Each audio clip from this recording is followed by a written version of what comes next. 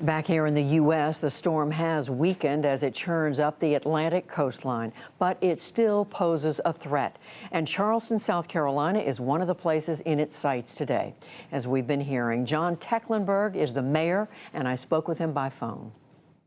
Mayor Tecklenburg, thank you very much for talking with us. So what has Charleston seen of this storm? Well, thank you, Judy. Charleston, a beautiful city, has seen a kind of ugly day. It's been Dorian Day in Charleston today. And the good news is, even though the wind was higher than we expected, the water was lower. And in a city where flooding and sea level rise are a #1 issue, boy, that was good news today. So preparations, did you feel that the city was prepared for what might come? Well, I was, and Judy, we've had some real practice over the last 4 years. We've had 4 years now with the hurricane preparation, so we've really, if I may say, have this down to somewhat of a science. We were really prepared, and but we have seen quite a storm here today, and now have had some impacts. So we've got a number of closed roads, lots of people without power, over half of our citizens. So we've got some cleanup to do, and we have had a day today.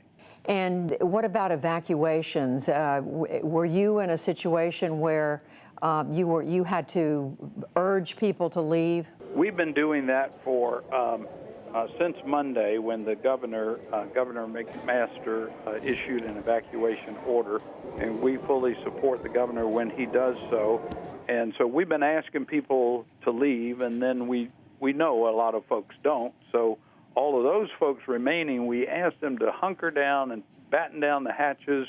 And I'm very proud of our citizens that last night and today, it was like a ghost town, and people were off the street. And that really helps people stay safe, but it also protects our wonderful first responders, that they don't have to go out and make response calls that are unnecessary. You do have cleanup. You were spared the worst. You didn't have the flooding, the storm surge that you might have had, but you're saying there's work to be done. Oh, absolutely. And we had some flooding, but it just wasn't as bad as we anticipated. The wind was a little higher, so yeah, we've got some cleanup to do, but we've got crews that have been standing by and now are finally out in the streets doing work and pumping water and cutting down trees. We've got over 100 local streets that are closed, mostly due to trees and power lines that are down. So together with the power company, we are working to get those streets back open. And we're going to have beautiful weather this weekend. In fact, we'll be back in business this weekend.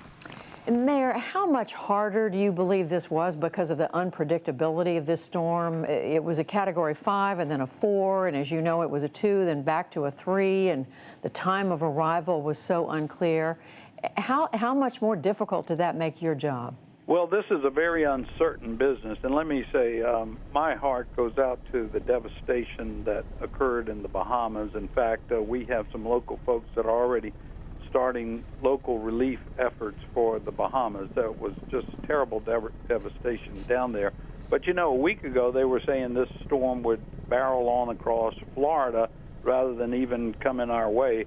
So it's just an uncertain science. There's a lot of science to it, but it's a bit uncertain. So you just have to prepare for the worst and hope and pray for the best. That's what we always do.